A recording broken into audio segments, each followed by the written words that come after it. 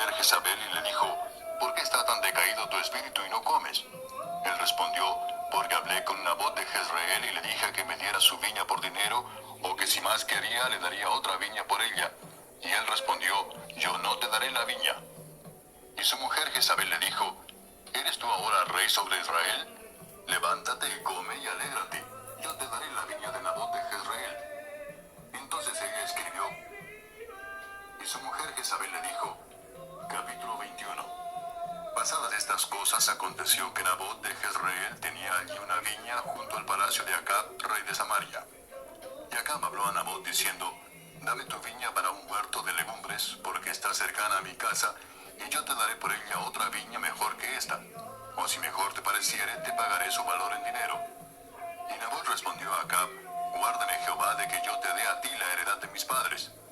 Y vino Acab a su casa triste y enojado por la palabra que Nabot de Jezreel le había respondido, diciendo, no te daré la heredad de mis padres. Y se acostó en su cama, y volvió su rostro y no comió.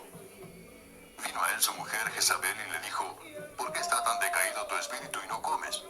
Él respondió, porque hablé con Nabot de Jezreel y le dije que me diera su viña por dinero, o que si más quería le daría otra viña por ella. Y él respondió, yo no te daré la viña. Y su mujer Jezabel le dijo, ¿eres tú ahora rey sobre Israel? Levántate y come y alégrate. Yo te daré la viña de Nabot de Jezreel. Entonces ella escribió cartas en nombre de Acab y las selló con su anillo y las envió a los ancianos y a los principales que moraban en la ciudad con Nabot. Y las cartas que escribió decían así, proclamad ayuno y poned a Nabot delante del pueblo. Y poned a 2 hombres perversos delante de él que atestiguen contra él y digan, tú has blasfemado a Dios y al rey. Y entonces sacadlo y apedreadlo para que muera. Y los de su ciudad, los ancianos y los principales que moraban en su ciudad, hicieron como Jezabel les mandó, conforme a lo escrito en las cartas que ella les había enviado. Y promulgaron ayuno y pusieron a Nabot delante del pueblo. Vinieron entonces 2 hombres perversos y se sentaron delante de él. Y aquellos hombres perversos atestiguaron contra Nabot delante del pueblo, diciendo, Nabot ha blasfemado a Dios y al rey. Y lo llevaron fuera de la ciudad y lo apedrearon, y murió. Después enviaron a decir a Jezabel, Nabot ha sido apedreado y ha muerto. Cuando Jezabel oyó que Nabot había sido apedreado y muerto, dijo a Acab, levántate y toma la viña de Nabot de Jezreel, que no te la quiso dar.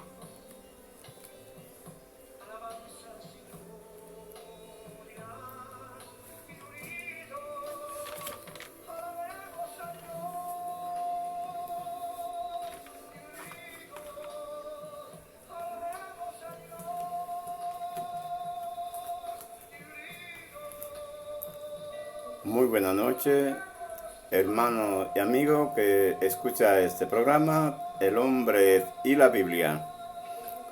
El Hombre y la Biblia es un programa de Dios para bendecir tu familia, bendecir tu casa y bendecir todo tu entorno. Que Dios te bendiga más. Dice Deuteronomio 29:29. Las cosas secretas pertenecen a Jehová nuestro Dios y las reveladas a nosotros. Así es, mi amado y hermano en Jesucristo que escucha, debe de comprender que si el texto no ha sido revelado, no debe de ser usado para la predicación ni para hacer doctrina, porque la misma Biblia lo prohíbe. Deuteronomio 29:29. Las cosas secretas pertenecen a Jehová nuestro Dios y las reveladas a nosotros. Te recuerdo que el autor del texto, o sea, todo texto debe de tener un autor por lógica. Entonces, el autor del texto es quien debe de proveer los medios para comprenderlo. El autor del texto debe de aportar, debe de proveer los medios para comprenderlo. Y esto lo hace a través de establecer cuál es el objetivo del texto, para quién está indicado el texto, mensaje del texto, También una introducción, después de la introducción desarrollo, luego del desarrollo una propuesta, finalmente una conclusión. No es la ortografía, nos han enseñado mal. La ortografía no es la indicada para interpretar texto. Por eso es una imprudencia usar la ortografía para la interpretación de algún texto, porque el autor es quien debe de proveer los medios para comprender el texto. El autor del álgebra provee los planteamientos para comprender el álgebra. El autor de la física provee los medios para comprender física. El autor de la geometría provee los medios para comprender la geometría. Cada texto es específico. La ortografía no es específica, porque la ortografía es estándar. Es un conjunto de reglas y eventos que rigen el sistema de escritura habitual establecido para una lengua estándar. Entonces, ¿para qué es la ortografía? Sencillamente para identificar lo siguiente. Número 1, los diferentes tipos de palabras que encontramos en el texto. Número 2, la diversa categoría de las palabras. Número 3, las clasificaciones que tiene cada palabra. Entonces la ortografía no es para comprender un texto, sino que el autor del texto es quien tiene que proveer los medios para que las personas puedan comprobar, porque quien conoce es él lo que está expresando. El que sabe desde el principio de lo que va a hablar es el autor del texto. Entonces, el autor del texto organiza de una manera que se pueda comprender y comprobar. La ortografía no es el método correcto para interpretar texto. Por eso Dios proveyó para poder comprender la Biblia, Deuteronomio 29:29. Las cosas secretas pertenecen a Jehová, nuestro Dios, y la revelada a nosotros. Tampoco es la hermenéutica para comprender texto, porque la hermenéutica tiene que ver con establecer diferencias de lo que es una figura literaria, a lo que es un lenguaje figurado, a lo que es un modismo, etcétera. Nada tiene que ver con la interpretación de texto, porque el autor es quien debe de proveer la comprensión del texto. ¡Cuánto engaño! Hay que volver a la Biblia, que es la que enseña.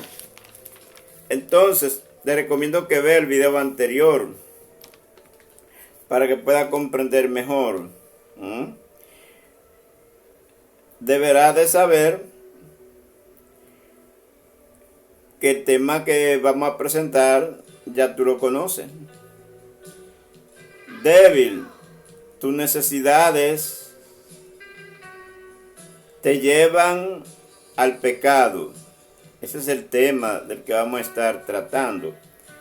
Débil, tus necesidades te llevan al pecado. Prefiero morir mejor como Lázaro en la miseria para ser salvo, y no como aquel rico que murió para ser condenado. Yo prefiero morir como Lázaro en la miseria y no para ser salvo, y no como aquel rico del que habla Jesús no es una parábola, sino la expresión Lázaro y el rico. También prefiero morir como Jesucristo, solo. Jesucristo murió solo. Solo. Jesucristo murió, la Biblia enseña que murió solo. Prefiero morir como Jesucristo y no rodeado de muchas personas para ser condenado. No, es mejor morir como Jesucristo y resucitar para gozo eterno. Es mejor morir solo como Jesucristo y resucitar para gozo eterno que morir acompañado de 1.000.000 de personas y resucitar para juicio. Es mejor resucitar para el gozo eterno, muriendo solito como Jesucristo, y no morir en medio de muchas personas y resucitar para el juicio. Muchas personas no toman en cuenta eso. Entonces, ¿qué acontece? ¿Qué acontece con eso? Que lamentablemente esas personas no están evaluando el trabajo de Jesús. Jesús no vino para salvar el cuerpo. Recuerda que Esteban murió. ¿Y cómo murió Esteban? La Biblia registra. Entonces, Jesús vino para el alma, para salvar el alma. El alma fue amenazada de muerte, pero Dios, de acuerdo a la época, provee un medio diferente para que el alma no muera. Así es que el alma no muere. Lo que muere es el cuerpo, el alma no muere. Porque Jesús compró todas las almas a precio de sangre. Toda alma le pertenece a Jesús. Lo que Él va a hacer con el alma es que la va a poner en el lugar correcto. Desde el principio, Dios estableció, conforme a la época, diferentes medios para que el hombre se reconciliara con Jesús. ¿Cómo sabrá? Hay personas que no le interesó reconciliarse con Jesús. Es el caso de Caín. Al que le interesaba reconciliarse con Jesús, lo simbolizaba con el sacrificio de animales. Por eso dice la Biblia que Dios sacrificó un animal para hacerle túnica a Adán y a Eva. Estaba simbolizando que a Adán y Eva le interesaba reconciliarse con Jesús. Génesis 3:15. Ahí habla de Jesús. Génesis capítulo 3, verso 15. La simiente de Cristo la define Pablo en el libro de Gálatas capítulo 3, verso 16. Que la simiente es Cristo. Entonces, todo el que sacrificaba un animal estaba simbolizando que se reconciliaba con Jesús. Eso hizo Abel. Sacrificó un animal y estaba allí simbolizando que se reconciliaba con Jesús. Caín no se quiso reconciliar con Jesús y por eso no hizo el sacrificio como Dios le había indicado. Dios le había indicado que era un animal que se debía de sacrificar. Él no lo hizo así. Él no hizo el sacrificio como Dios le había indicado, sino que lo hizo como a él le pareció. Pero así no fue que Dios le dijo que debería de hacer el sacrificio. Lo hizo de manera incorrecta. Y entonces, como no le interesaba reconciliarse, aunque Dios le habló, mató a su hermano Abel. Aunque Dios, queriendo que él se reconciliara con Jesús, le preguntó: ¿dónde está tu hermano Abel? Él le respondió de una manera reverde: ¿acaso soy guardia de mi hermano? Entonces, a Caín no le interesó reconciliarse con Jesús. Así hay muchas personas que no le interesa reconciliarse con Jesús. Y te lo van a expresar con el cuerpo. Porque el cuerpo lleva la cuenta del alma. El alma que no se quiere reconciliar con Jesús te lo dice su cuerpo. Con la emoción. Con su vestimenta y con sus movimientos. Hay emociones que expresan que no le interesa reconciliarse con Jesús, mas hay emociones que expresan que le interesa reconciliarse con Jesús. Hay vestimentas que expresan que no le interesa reconciliarse con Jesús. ¿por qué no le interesa reconciliarse con Jesús? Porque se visten para ser codiciados por una persona. Una mujer se viste para que un hombre la codicie con esa vestimenta.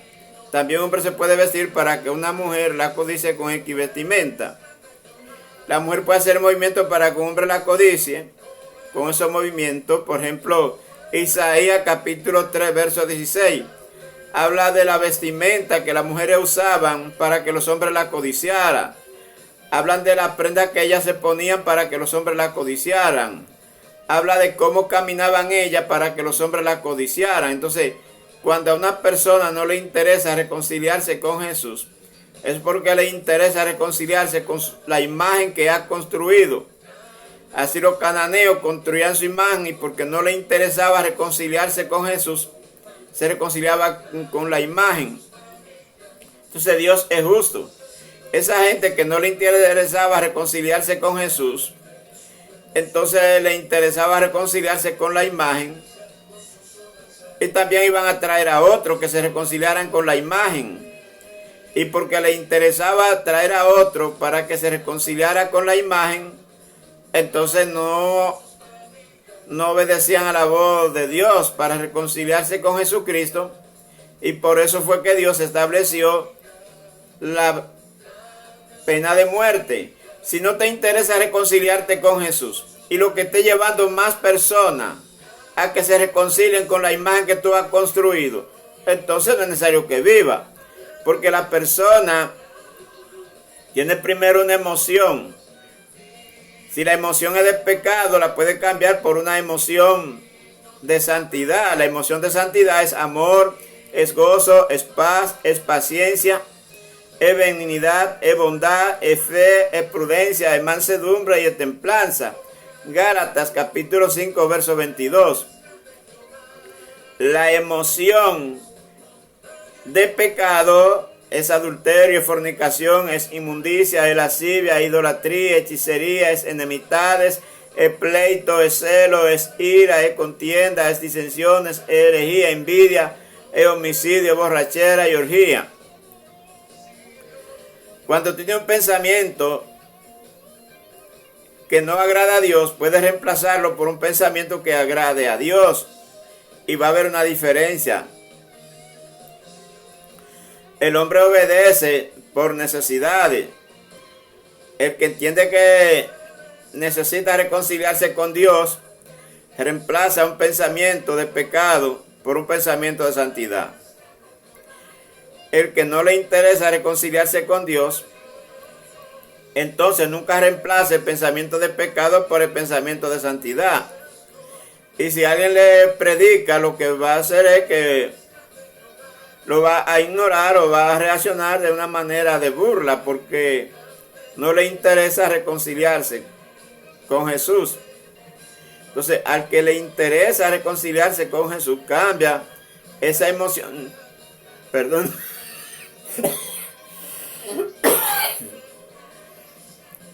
Al que le interesa reconciliarse con Jesús, cambia esa emoción de pecado por una emoción de santidad.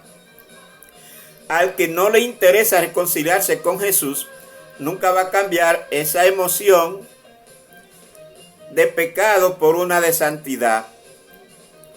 Entonces, si a la persona no le interesa reconciliarse con Jesús, y Dios proveyó el sacrificio de animales como un símbolo para que la persona se reconciliara con Jesús. Pero más adelante Dios agregó la ley en Éxodo, la puede ver, libro de Éxodo 20. Dios le agrega las leyes al sacrificio de animales. Como el pueblo estaba muy rebelde, entonces al pueblo rebelde Dios le agregó las leyes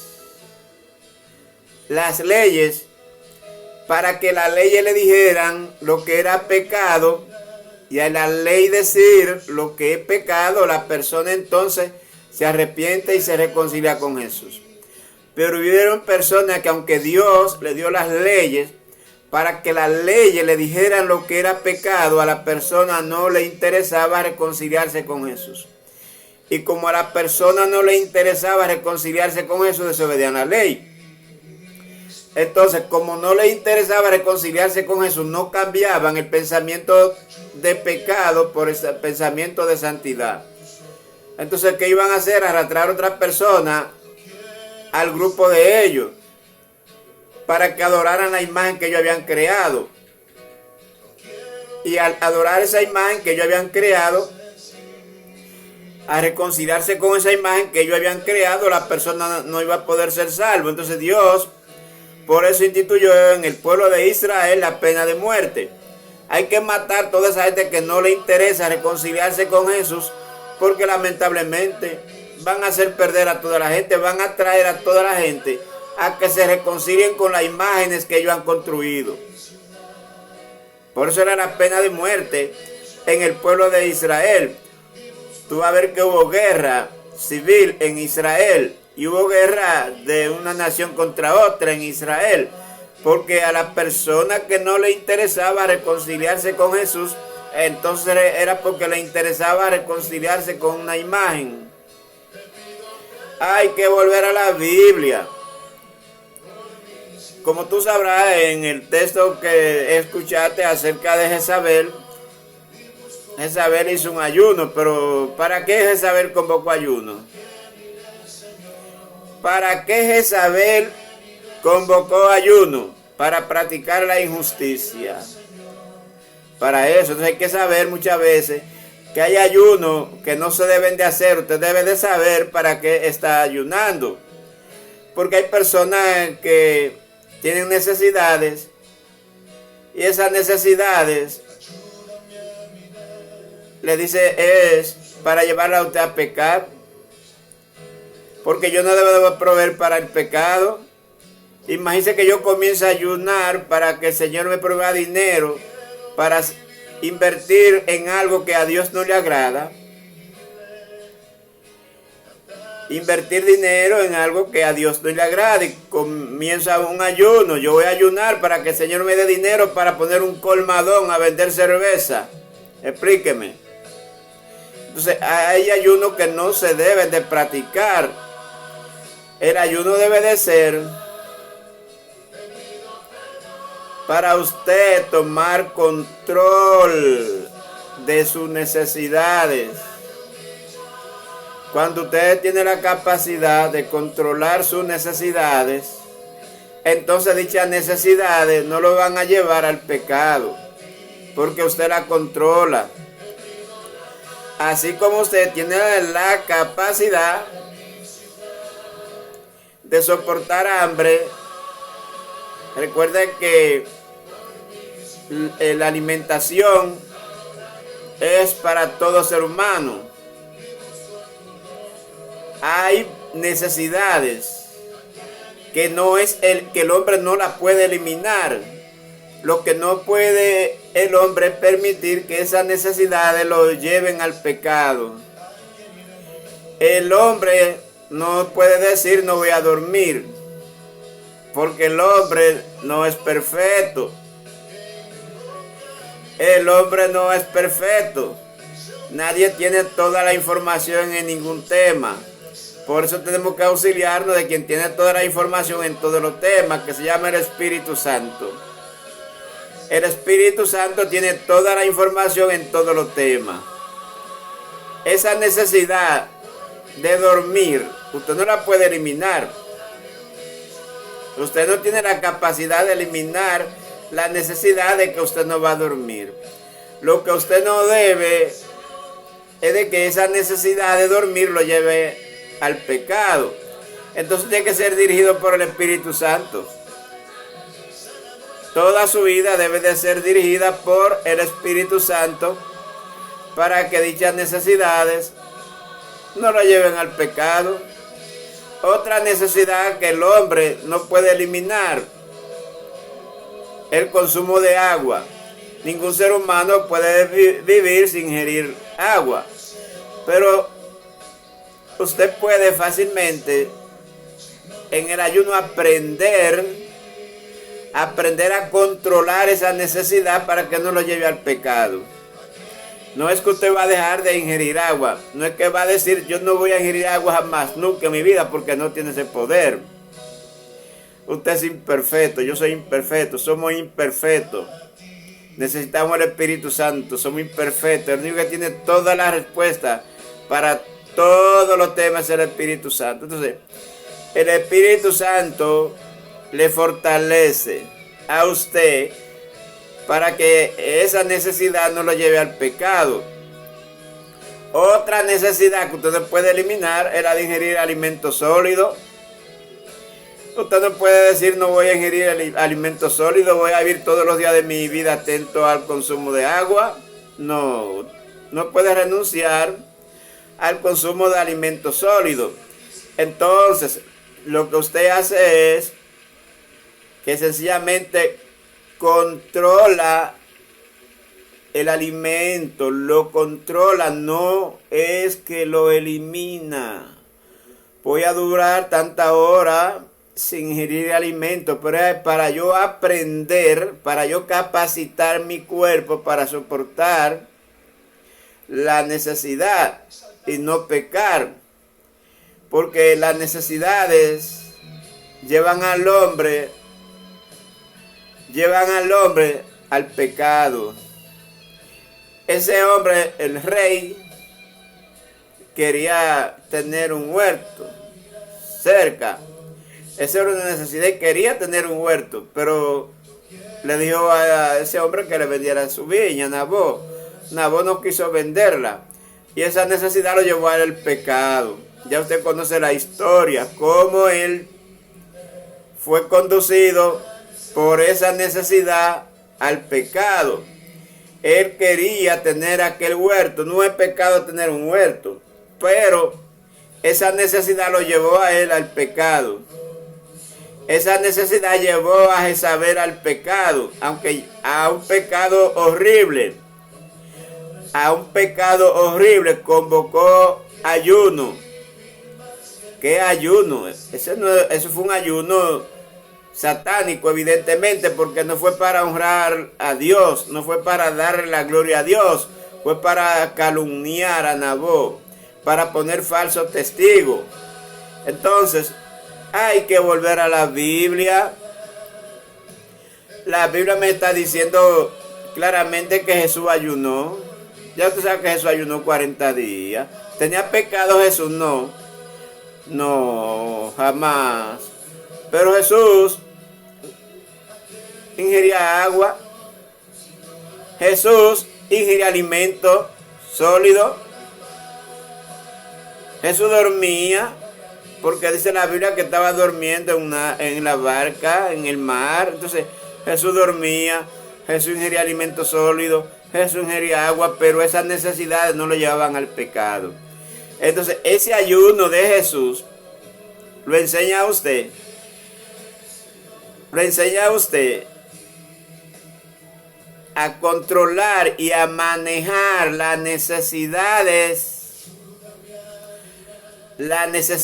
sin caer en el pecado, porque Jesús ingirió alimento. Usted no puede decirme a mí que Jesús no ingirió alimento, porque ingirió alimento, ya que dice la Biblia que Él se le apareció a los apóstoles y le ofreció pescado. También dice la Biblia que Él participó en la Santa Cena, o sea que Él ingería alimento, Él ingería líquido. Entonces, no debemos de eliminar las necesidades. Las necesidades son para controlarlas a fin de que no nos lleven al pecado. Hay muchas personas hoy que están en el pecado porque lamentablemente no tomaron en cuenta el ayuno de Jesús. Jesús ayunó para enseñarle a usted que sí, que usted puede controlar sus necesidades para que esas necesidades no lo lleven al pecado. Entonces usted tiene a quien hoy, al Espíritu Santo, que le va a conducir a toda verdad, toda justicia, a toda luz. Dijo Jesús en Juan 14, verso 16 y verso 17, y yo rogaré al Padre, y yo daré otro consolador, para que esté con vosotros para siempre. El Espíritu de verdad, el cual el mundo no puede recibir porque no lo ve ni lo conoce. Pero vosotros ya lo conocéis porque vive en vosotros y estará con vosotros. Por eso le hago la siguiente propuesta. Ya usted tiene a Jesucristo como su Salvador personal. Si no ha recibido el Espíritu Santo, trate de recibirlo, porque Él le va a conducir, Él le va a fortalecer en su ayuno. Pero ayune para controlar necesidades. No ayune para satisfacer necesidades, porque la necesidad ajena lo pueda usted hacer caer en pecado. Recuerden que el pueblo de Israel tenía una necesidad. ¿Cuál era? Ingerir agua. ¿Y a dónde llegó Moisés? A no entrar a la tierra prometida por una necesidad ajena. Dios se le dijo a Moisés: señala la roca, y él la golpeó. ¿Pero por qué? El pueblo de Israel hizo que Aarón fabricara un becerro de oro. ¿Por qué? Por satisfacer las necesidades ajenas. Usted no debe de proveer para el pecado, que fue lo que hizo Aarón. No provea para el pecado satisfaciendo una necesidad ajena. Aarón hizo un becerro de oro. ¿Pero por qué? Porque quería satisfacer las necesidades del pueblo de Israel, la necesidad de la idolatría. Aarón quería satisfacer la necesidad del pueblo de Israel llamada idolatría. Eso se llamó proveer para el pecado. Entonces las necesidades ajenas también nos pueden llevar a usted a proveer para el pecado. Entonces el Espíritu Santo le va a decir a usted si la necesidad de esa persona le va a llevar al pecado. El Espíritu Santo le va a decir a usted si satisfacer las necesidades de esa persona le va a llevar al pecado. Nadie tiene toda la respuesta en un tema, pero el Espíritu Santo sí tiene toda la respuesta en todos los temas. Hay una persona que tiene una necesidad, se la debo de satisfacer, pero el Espíritu Santo me va a decir: cuidado, satisfaciendo esa necesidad está proveyendo para el pecado. ¿Cuántas personas, siervos de Jesucristo, no proveen para el pecado ajeno? Como Aarón. Aarón fabricó un becerro de oro y ahí estaba proveyendo para el pecado del pueblo de Israel.